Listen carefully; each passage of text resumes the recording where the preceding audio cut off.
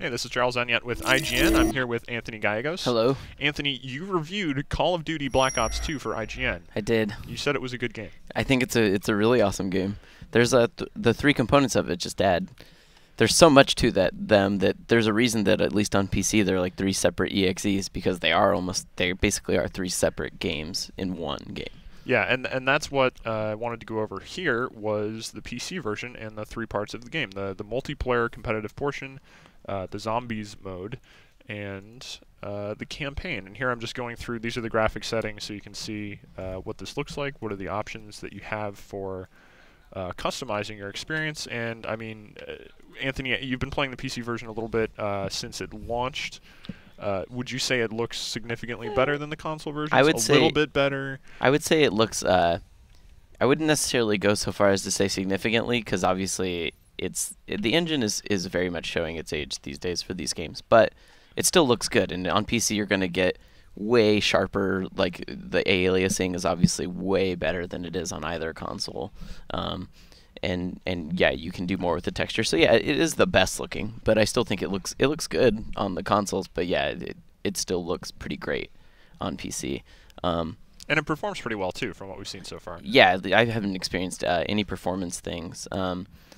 So Anthony, what am I looking at here? So these are the classes that anyone who's played Call of Duty, which so a lot of people are familiar with this, but this is basically how you build your custom classes. Yeah, you're over level 5, so now you can create classes, and the create class system is different now because now it's this pick 10 system is what they call it. And so if you look in the upper right hand corner, you can see everything in your loadout has a value of 1. And so each thing, so the gun, the attachments, everything has a value 1. And so any combination you can do up to 10 is possible. So in this case, you can pick a second perk because you have a what's called a wild card here in the bottom. These allow you to break the rules of the game, the rules that normally say like you can only have 3 perks. Well, you can take perk 1 greed. That allows you to take a second perk in your perk 1 slot, which would mean you could have 4 perks.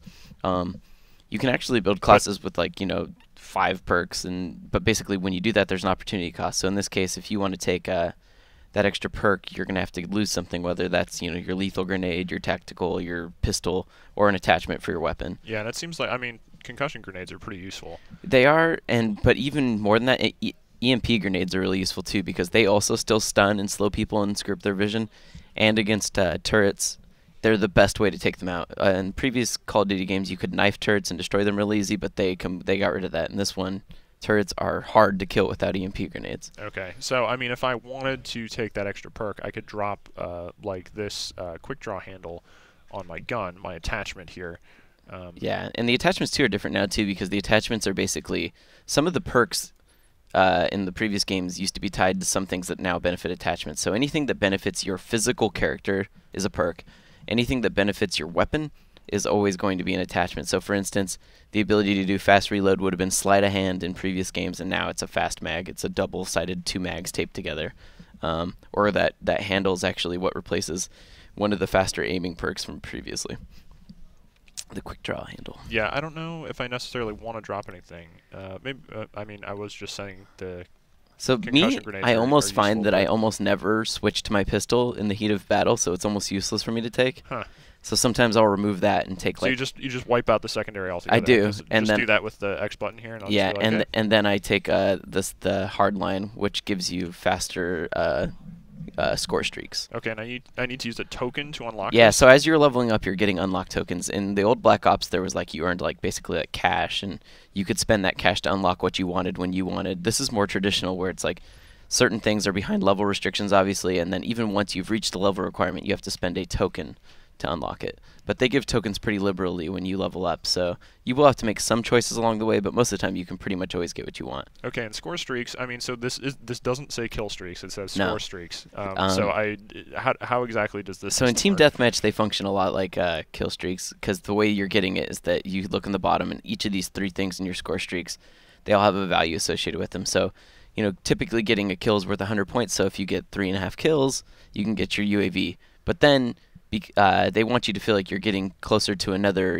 streak benefit, even if you're not necessarily getting kills. So, for instance, if you were to do your first score streak calling a UAV, every time someone got a kill while your UAV was up, you'd get 10 points towards your next score streak.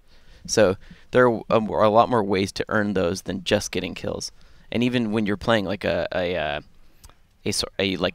something like capture the flag, that sort of thing, more than just TDM, you'll be earning a lot more points. Like if you kill a flag character, it's worth a massive amount of points compared to killing a normal guy, which will give you a huge boost towards a score streak. Okay, so yeah, it's just more of an incentive to participate in the actual objective portion of the objective-based mode. Correct. Yeah. All right, well, I guess I'm going to hop into a team deathmatch mode and hopefully not embarrass myself. I don't know. Yeah, I mean, that's the thing. So I might. You're only level 7, which means if you wanted, you could still be playing combat training where it's half people, half bots. That's in there as an option for some people. Well, that's not exciting, though. No. The bots, I will say, if you put the bots on the hardest AI difficulty, like in a custom game, they are brutal. So they're really challenging? Yeah. Like in a cheap kind of way? Or in a I feel like they just feel kind of like people. Like when I play against them, they feel... I die pretty much to them just like I would people. And they do less cheap things like, crouch in a place where no one else would think about crouching. They don't really camp as much. Oh my god, it's happening. We're loading into a map. In Kyrgyzstan. But yeah, the game moves very quickly in terms of loading, in terms of getting you into a match. It gets you with players and going all with minimal delays. Yeah, and so you can see all the multiplayer takes place in 2025. The campaign kind of jumps around in time, but this is all 2025. So, for instance, the gun he's using, MTAR, that's not a real gun, but it's based off of like the actual TAR that currently exists. And then oh my god, I got a kill. And then even some things I'm like... so excited right now. Yeah, and you're also constantly earning little additional experience for, like, you were the first kill in the whole match, so you got an additional experience bonus for that. Oh my god, where are they? They're going to pop out of somewhere. Yeah, they can be up on the second floor of that building to your left, and too. Knife me in the face or something. So. No, it looks like we've got some guys in there. What do you think of the map design in this game compared to previous Call of Duties? I think I enjoy playing all the maps, though I will say I was kind of talking with Marty, the reviewer from 1UP, about this, that for me, I really like the yacht. There's a giant super yacht level that I think is a lot of fun, but I will say that there's nothing that quite stood out to me in the same way as like a Nuketown and that. But, I will say that if you got a special edition or you did a pre-order, they have Nuketown. And if you want to, you can play Nuketown 24/7. There's like a option just to play Nuketown all the time. Okay. So, but yeah, I think they did a good job with them. They're actually all like they keep everyone focused well enough. Like I'm amazed that you haven't seen someone in even this short amount of time. It looks like there's somebody behind me. And but I feel like as soon as I turn around, I'm gonna get shot. I think your team got him too. Maybe. He's probably dead. It looks like there's a lot of guys converging on that position. But they've also made him small enough. They've also made him small enough that they're all really easy to earn. To learn. Like one or two playthroughs and you already kind of have a good feel for them, which is nice. Yeah, I noticed. I mean, I've only been playing a little bit since launch. Obviously, since I'm just level 7. But yeah, the maps are not large at all. They're pretty contained. But I mean, there's always, from what I've seen so far, and I mean, I don't know all of the map layouts, but I do get the sense that for every entrance there is to a particular cover area, there's Nice. Sorry. It's okay. It's okay. It's hard to speak when you gotta get a headshot.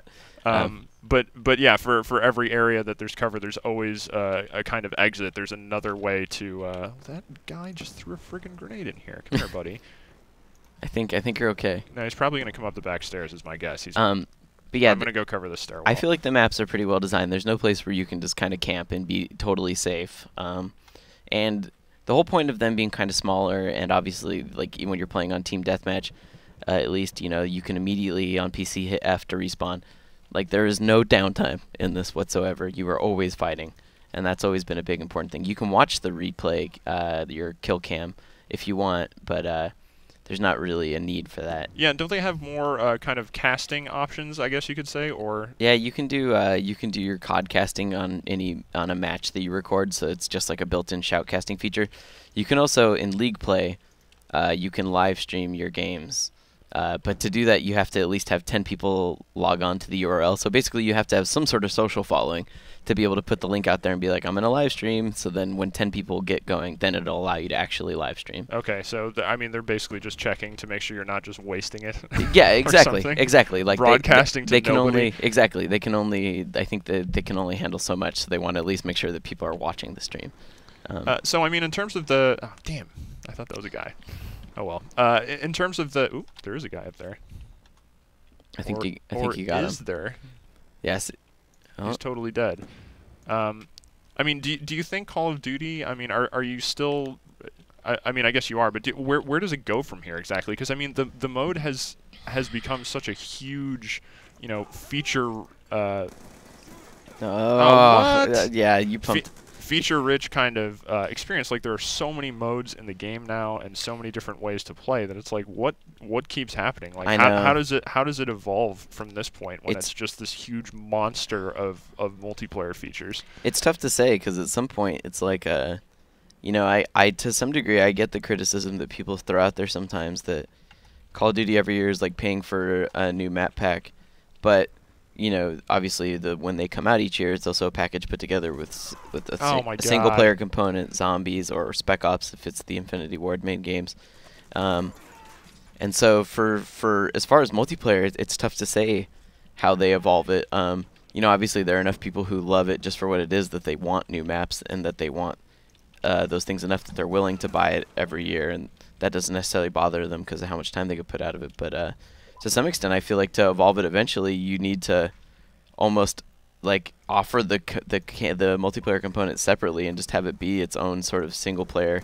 Like, I mean, I could see Call of Duty being a free-to-play shooter someday, just the multiplayer component, because for so many people, that's all they care about.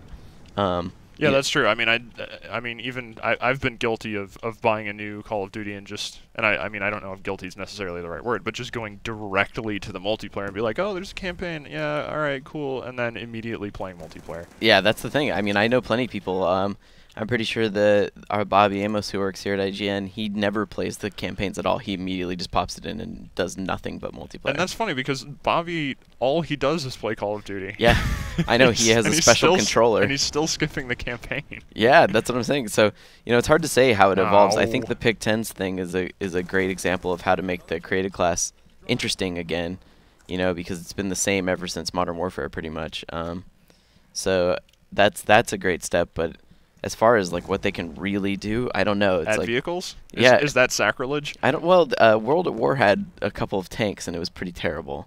But yeah. So I don't know. I mean, maybe if they could find a way to do vehicles, but then I guess, Is it really Call of Duty anymore? Yeah. Then I don't know if it'd be really too slow paced. I don't really know if they could do it that way. I mean, yeah, it's definitely the type of. I mean, if you've never played Call of Duty, it's super fast paced the whole time. It's just, Oh my God. I'm trying to not die, considering I was not playing so well earlier. I think if you hit 3, you'll use your UAV. All right, here we go. Yeah. It's happening. I just called it in. So now if anybody gets a kill while your UAV's up, see, you get 10 I'm getting points. UAV assists. Nice. So those are working towards your next score streak. Okay. Oh yeah, so you can see the score streak meter in the bottom. Yeah, and that's showing how close you are to your plane. It's a little thermometer bar, so that you're almost there. If you get another kill, you would probably get your airstrike. Okay, I would like an airstrike. I would like somebody to just pop directly out of there so that I can kill them. Hey, that guy just threw an explosive over there. I guess I don't really have to worry about that, though. See, this is the problem. When you get close to a score streak, you immediately start trying to take it careful. No, I'm starting to get nervous. I know. Because I don't want to mess it up. Smoke grenade. Should I go through? Yeah. I'm gonna, he is. That guy's having a great time over there. I would appreciate if I'm not killed, or if more people could make some kills while this is going on. The next... Up. Come on, buddy. I can shoot him through that hay, right? Oh, damn it. The next evolution of a Call of Duty multiplayer I could see maybe is if the next one is for like a next-gen system and there's like a really big step in the engine, that sort of thing, I could see it being, involving more of the environment in it. So, they've always had the ability to shoot through light pieces of cover, but it's never necessarily been something as significant as, the ability to chip away walls. So almost encroaching on some of that territory that maybe something like Bad Company did, where there's actually terrain deformation, could really change up the speed of Call of Duty. Yeah, actually, I guess that's a good point. Especially, yeah, like I mean, heading into the next generation, when they're, they can consider some increased hardware, at least for consoles. I mean, obviously PCs are so far ahead of consoles at this point that, I mean, you're essentially playing a quote-unquote next-gen experience right now. On a PC, but as they have to focus their development across consoles as well. Yeah, and I think that, the mantra has always been to make sure that it runs super fast, so you get that super fast control response. And so they that will always be a concern that on the current gen of hardware, yeah, I mean, they could do what Bad Company does with terrain deformation and that sort of thing, but it would be at the cost of some of that frame rate and performance issues that, you know, are very precious to Call of Duty players. That guy shot me right in the face. Yeah, he quick-scoped you. That was pretty impressive. Just, I didn't really have a chance on that. I was like, I thought that was a sure kill, and then he's just like, nope. Guess what? I have a sniper rifle, and I see your face. Yeah, that's the biggest thing on PC is I really hope that they stay on top of managing the sort of anti-cheat services. Oh, crap. So. This is the worst. Oh my god, thank god I killed that guy. I was spraying all over the place wildly. Nice. I'm sorry, what were you saying? I think you just unlocked a new perk. There you go. Sniper down. Right there you got additional experience for killing someone that I think he was the guy that killed you last. I think there's a guy right there. Yeah. Nice. You saved someone, so you got additional experience for saving someone too. Okay. No, I'm getting UAV assist again. I don't know if I'm actually going to build up to that next. It's really, I will say in TDM, it's in my opinion, it is really hard to get score streaks. Yeah, you just leveled up. Oh yeah. So see, high level now. I like that they make all that stuff pretty unintrusive though. It's all in the upper third and the center, and so crap. I felt like in some of the past Call of Duties they made it like so blaringly gigantic in your screen. And you're like, here it is, pom pom pom pom. And you're yeah, like, it basically just looked like a slot machine. Exactly. There's just giant, obnoxious, like custom tags flying up all over the place. Yay! Yeah, Victory. you guys pulled it out. It was a close game though. So much experience. But yeah, now that we've checked out a little, I mean, obviously there are way more modes that you can play in Black Ops 2. But yeah, I'll check out the campaign and the zombies. Oh, wow, that was actually a pretty. I wish that ledge wasn't in the way because that was kind of an awesome. Hey, you were top on your team, by the way. Good for you. Yeah, that was very lucky. Basically, you won that for them. Well, also their team was totally depleted. They had nobody left. But yeah, sorry. Let us switch over to the campaign and see how the single-player portion goes. So now we're checking out the campaign here, and about to do some awesome wingsuiting. Yeah, it does say wingsuit on the screen. I'm assuming something cool will happen as a result of that. Well, I don't know if you've ever watched. There are people that do this for real. No, I actually have seen. I've seen footage of them and also footage of them crashing, which looks absolutely terrifying. I can't believe people actually do this. Yeah, I mean, this is just one of those things that's so Call of Duty, right? Where they'll make you do something totally ridiculous, and it'll be like a one-off thing. This is the only time you'll ever do this, but oh yeah. So you don't actually shoot people while you're doing this. There's no wingsuit / sniper mission. No, this is just so you can feel like a totally awesome while you're infiltrating this compound. Okay, so this is still pretty early on in the Black Ops 2 campaign mode, but I mean, Anthony, you've completed this mode before. Oh yeah. What would you say about this mode overall? I think this is. I think obviously Call of Duty comes out every year. There's a lot of fatigue in people who are just like, oh, it's the same game every time, but that's not necessarily true of every single Call of Duty game. Yeah, no, I mean, I've always thought the Black Ops, the first Black Ops had one of the better Call of Duty stories, but it wasn't necessarily amazing. And this one I think is really great. It's written by this guy at the studio, the design director David Anthony, and then David Goyer, who wrote The Dark Knight and Blade 3, I think. Blade 3 or 2? 2. Blade 2, you're right, Blade 2. Okay, because Blade 3 is a whole different thing. And so it's actually a really coherent narrative, and I feel like there's like a really great bad guy to it, and I think that it does certain things with the story that are very different from typical Call of Duty games. Because there's choice involved with it, right? Yeah, and choice, and not even choice. Sometimes it's choice, and then sometimes it's just consequence. Like maybe you didn't. Like there are certain levels that will make you think that you are incapable of. Sorry, I'm getting distracted by this cool scope. That will make you think that you cannot save someone, for instance, and you totally can. And it won't be until you get to the end it'll be like you did not manage to save this person. You'll be like, oh, I didn't even know that was something that could happen, and then that will affect how things kind of proceed towards the end.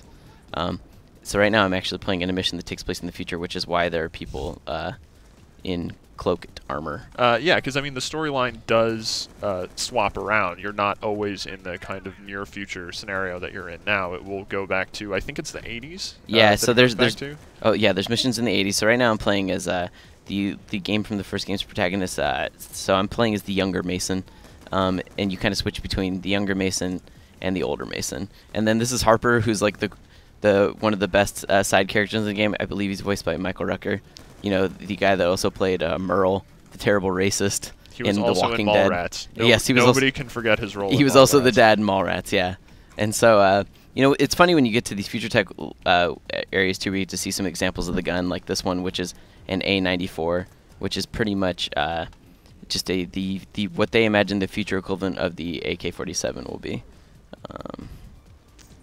And also, yeah, you also have these really cool flexible screens on your wrist.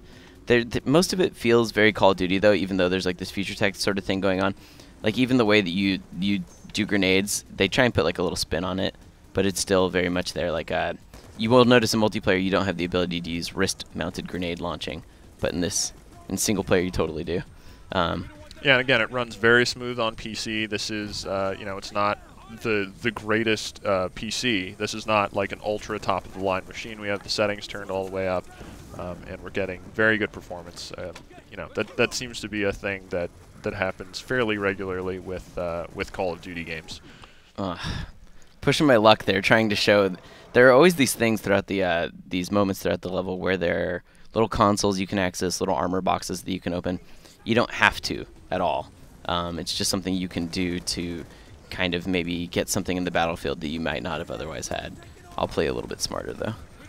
How would you say the encounter design in Black Ops 2 compares to some of the more recent Call of Duty adventures? I'd say it's pretty similar in the sense that, you know, you're still going to encounter the AI that you know, basically their job is, right, they don't sit there and run around and get crazy. They stop and pop, and if you get behind cover too long, they'll throw a grenade to flush you out. In that sense, I don't feel like it feels that different.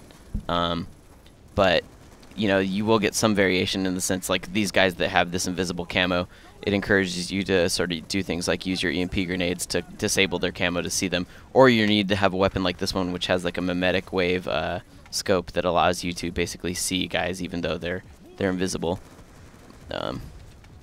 Yeah, I mean, I've always felt that the Call of Duty campaigns are more and more just kind of the spirit of the 80s, like the 80s action movies lives on, and in that it's just completely ridiculous, impossible, but it's all about just kind of delivering as many explosions as it possibly can, and as many scenarios where it leads up to you, and you're like, oh man, am I actually going to be able to get to see that or use that? And then of course you do. Yeah, I mean, like this part, right? Like, oh, they're basically just feeding me guys to kill right now, you know, just fodder. Yeah, I'm gonna make that car blow up. Yeah, I'm gonna make this car blow up because you just taught me I can blow up cars. Yeah, it's just like one giant load up sequence slash opportunity to use everything you just loaded up with. And I know in this one you actually do have a load up screen for the campaign, right? You can actually customize your loadout before you go in. Yeah, so for me, eventually, you're using that sort of pick 10 system again, and I'll put all my favorite attachments and that sort of thing. And there are some restrictions that apply, at least the first time you play through. Obviously, they don't want you necessarily, you know, playing your first time through and taking like a future weapon in the 80s. But you can eventually do that? Yeah, from what I understand, I believe on your second playthrough you can. Don't quote me on that 100%. I still need to play my second playthrough, but Mitch was telling me there's an achievement tied to that. IGN's Mitchell Dyer. Okay. So, I need to find a new gun. So, I mean, if you just ran sort of beyond where these guys were, would it just trigger the next portion of the... Oh, God. I was about to say, we're going to find out, Charles. Yeah. Oh. It's okay. It's all part of the show. You know, I think they do a pretty good job of gating me from being able to do that. Yeah. Yeah, it seems like but I will say, I mean, this is also on hard, so it's not veteran, but it's also not like the standard difficulty either. Yeah, and I will say that I don't feel like this game isn't as egregious with the whole, like, you know, I think in the past they've always done a pretty bad job sometimes with the feeling that there's like monster closets and you have to like reach a certain point before guys will stop spawning. And in this, I never really felt like that was the case. Okay, let's see. And so you do get in vehicle sequences throughout throughout the game as well. So you do, you know, I mean, you were just in a turret there, but I guess you get in more kind of large-scale explosive situations. Yeah, there are definitely parts where like you have to do there's one mission in particular where you end up flying a jet and you're kind of freeform flying it for a brief amount of time, which is pretty different. You know, most of the time they would just make you operate the turret and the jet would kind of fly itself, or kind of be on rails. And in this one they give you direct control. And there's also more bizarre ones where you're operating spy robots, or you might have to take direct control of a four-legged walking robot. So yeah, they definitely still get that vehicle thing in there, but it's not the traditional sort of operate a tank and just blow everything up. It's still, you're usually fighting alongside ground soldiers like this. They just are trying to get across that whole idea of drone combat, you know, and unmanned vehicles being a big part of future combat, which in all likelihood they will be. Probably. Seems less risky, although you're risking a lot of money. Yes, that's very true. I am not. Which in some cases maybe that's more important, depending on who you're talking to. Okay. And also, I mean, what about the shock value? Because that's something that's always come up in more and more in Call of Duty games, where it's like, oh, how do we one-up ourselves after we did that ridiculous, or you know, the airport shootout is always the example people go back to, and it's like, well, how do we do something crazier than that?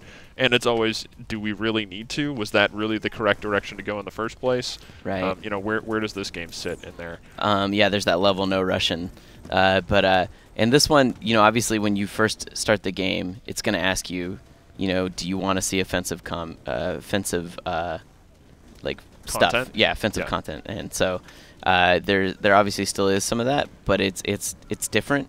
In this one, I will say that there is a part that gets incredibly violent still, and that's there's obvious parts where that's what they're referring to when you have that disclaimer at the beginning. But I do feel like it's more purposeful in this than it has been in past games. Okay, so I mean, it's violence to support whatever they're trying to say, more than just violence for violence's sake. It's violence to support how tragic certain characters are in the game. But I mean, this is still far from sensitive. I mean, how many people did you just murder? Oh yeah, I mean, by the end of the game, you're going to kill like 1,000 people. You would be the world's worst murderer. Yeah, and I mean, I think it's funny that they put the warning up that says, you know, do you want to see violent content? And then it does take out some graphic violent content, but then you go on and you just kill 40 guys. Yeah, exactly. It's like, well, guess what? I'm still going to murder a bunch of people. Graphic content, you may not see a guy get blown up or something, but you're going to see people get shot in the face left and right. Yeah. So, yeah. That's kind of weird. And you know, I mean, yeah, it's just it's still a disconnect. Yeah. But I mean, in terms of, you know, a big kind of blockbuster, you know, the military shooter genre, where it's just kind of this linear, heavily scripted thing, you know, you would say this does a very good job of that. Yeah, I would say that this is probably a cut above the vast majority of them.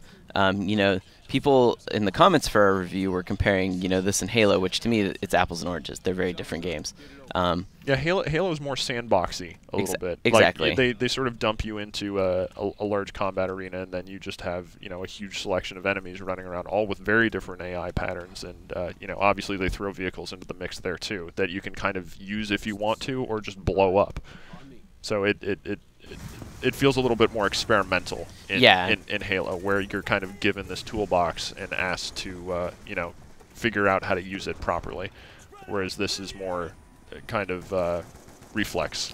Yeah, exactly. And again, I just feel like you know, there are other companies, you know, and other people that have tried to do the sort of military shooter, and the guys that, you know, that work on the Call of Duty games, they get it. Like, they know how to do it in a way that no one else ever quite matches. And maybe that's because they have, you know, way too big of a budget to work with. Well, how many people worked on this game? Like 80 to 90 million? Yeah, I don't know. When you finish the game and watch the credits, you will notice they are long. Are the credits actually longer than the campaign? Not quite, but I will say that they are some of the longest credits I've ever sat through. Okay. So, yeah, I mean, it's a lot of work went into this, and I think it shows. I mean, to me, it's fun. It's just something. The campaign is a lot of fun and actually has some moments that manage to be successfully emotionally engaging, which is pretty unprecedented in a Call of Duty game. Right. Cool. Well, yeah, next we'll go to a mode that doesn't really make any sense at all. Yeah, no, it's completely ridiculous. Yeah, which is zombies. All right, Anthony, what is happening right now? We are in the most ridiculous of all Call of Duty modes, the zombies mode. So we're actually hopping into what was, you know, before the game came out, they kind of called it the campaign. What it really is it's called Transit, and it's better likened to an adventure, because you kind of come in and you don't really know what's going on with the world, and so it's kind of up to you guys to kind of experiment and figure it out. And the thing that I like about it is that people get really good at figuring things out. Like, so for instance, we just all worked together and assembled this turbine from parts we found.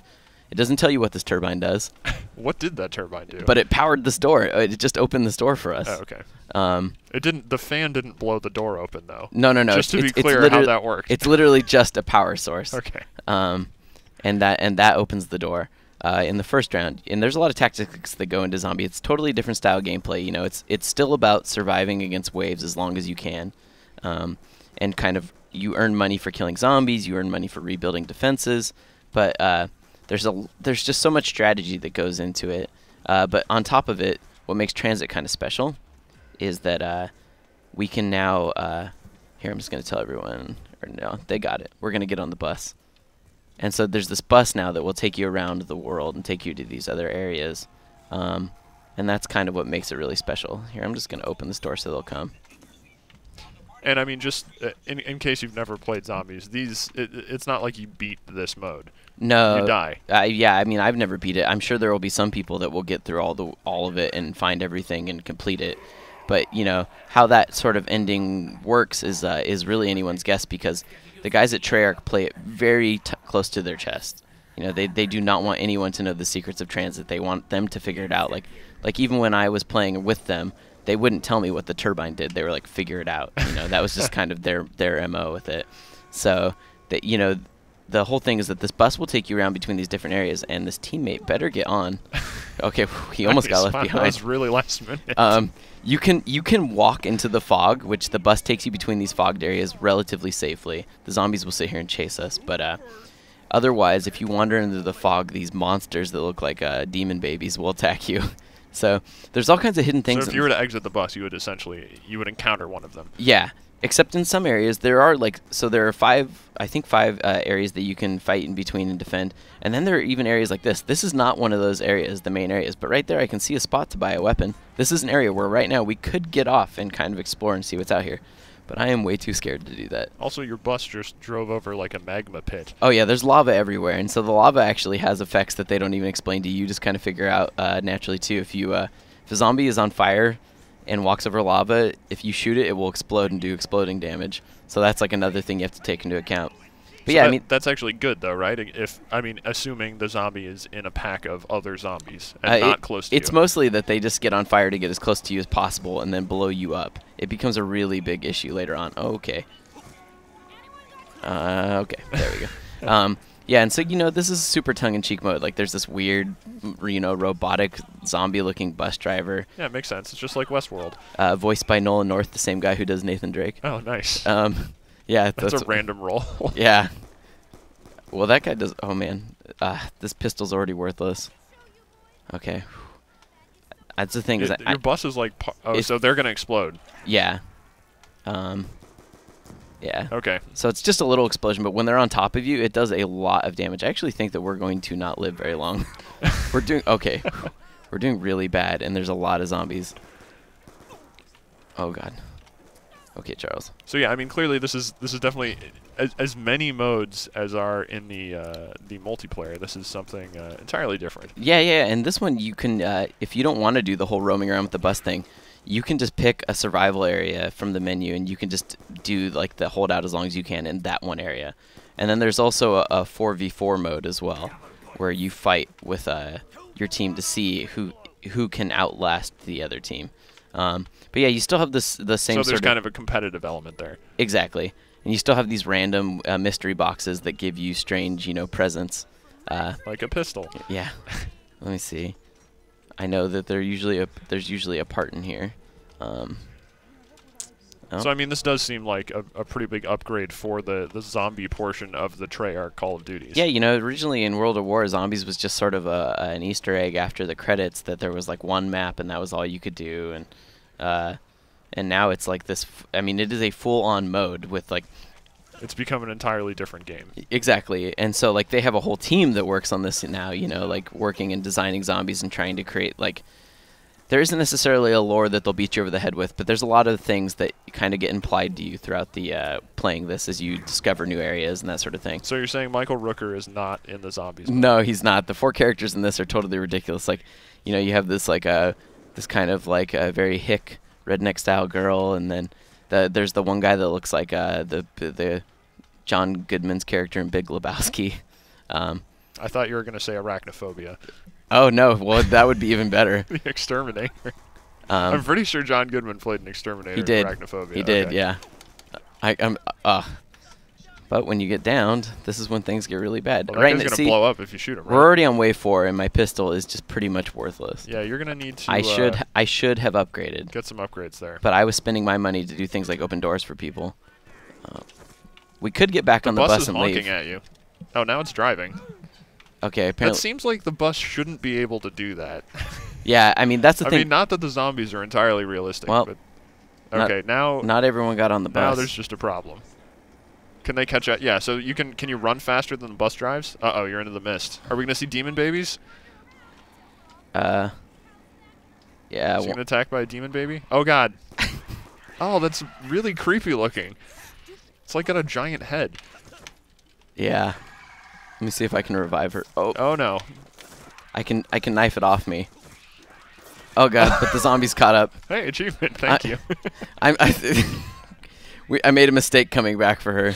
We've made a huge mistake. Yeah. But yeah, this is how typically zombies plays out. You do it, you have a failing, and then you learn from that so that the next time you jump in, you apply the knowledge that you have now gained to the next time.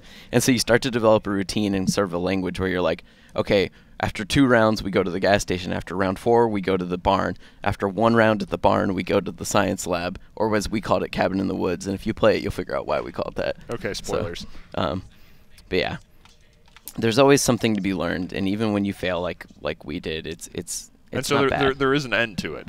Yeah, there's definitely an well. Maybe. Yeah, I believe there is an probably. end. Yes, but I've never even gotten past wave 9. So, this person's trying. They're holding out. He rode it all the way to the barn. So, but I think he's it's basically over for him. I don't think it's gonna work. He can if he fights off the wave, we respawn. But you know, we neither her or I have very much money, so even if we respawned, we wouldn't be very much good to anyone. Okay, so I mean, at this point, we've gone over pretty much all of the content, and obviously we haven't seen all of the content, but gone over pretty much all of the content that's in Black Ops 2. So, Anthony, would you say that you know, is this your favorite Call of Duty game? Oh yeah, for sure, hands down. Like you know, I enjoy a lot of the Call of Duty games, but this one, like the zombies mode, is actually really a lot of fun. Oh, he managed to make us respawn. For all the good that's gonna do. The zombies mode's really good. The single player campaign really is surprising and actually, you know, manages to tell a really good story in my opinion. And the multiplayer with the Pick 10 thing is pretty exciting all over again. So yeah, to me, I think that the next, you know, we don't know if it'll be Modern Warfare 4, but I'd be very surprised if it wasn't. Yeah. It's going to have its work cut out for it to kind of step up from where this one's being. Okay. Well, yeah, I mean, moving forward, I mean, obviously this is a popular game. People like Call of Duty. Who knew? Yeah. But yeah, you can expect to see more Black Ops 2 coverage on IGN in the future.